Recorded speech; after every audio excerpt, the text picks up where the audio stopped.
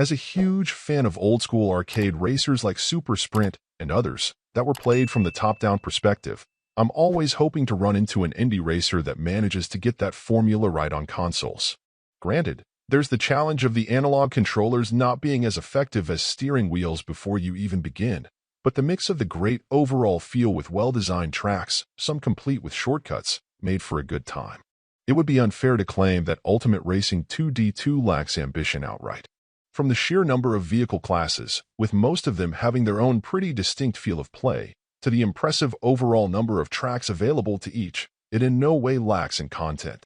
Having the option to race solo, against friends locally, or against even more online is also a positive to help try to keep things a bit more varied and exciting longer. Sadly, even with all of that in mind, it's hard to ignore some faults.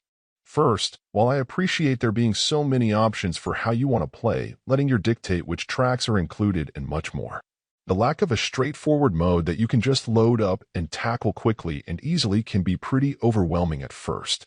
Second, while I appreciate the fact that some of the visual simplicity is likely vital to the game performing well with so many cars potentially on screen, the overall look is still a bit underwhelming overall.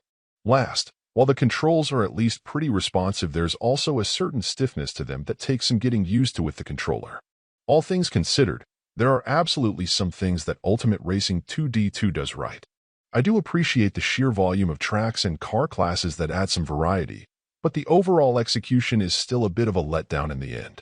Granted, your options in the space are hardly extensive, but unless you're willing to deal with some core issues, this still may not scratch that retro racing itch. Overall, my final score for the game ended up being 6.1. Thank you for taking the time to check out this review, and if you'd like more information or ideas of indie games worth checking out on Switch, be sure to click on the link provided in the description. Until next time.